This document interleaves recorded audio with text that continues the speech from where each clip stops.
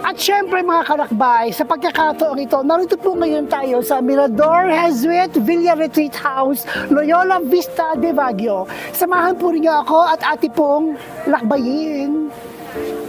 Ang Mirador Hill Peace Memorial ay pinasinayaan noong Disyembre 14, 2020 sa ika-75, anibersaryo ng pagsabog ng mga bomba at tumika sa mga lungsod ng Hiroshima ng Hapon noong Agosto 6 at Nagasaki noong Agosto 9, 1945. Ang 1945 ay isa ring makabuluhang taon para sa Baguio at Pilipinas. Noong Setyembre 2, dinakip si General Tomoyuki Yamashita sa Kiangan pagkatapos ay dinala sa Baguio sa sumunod na araw para sa pagpirma ng instrumento ng pagsuko.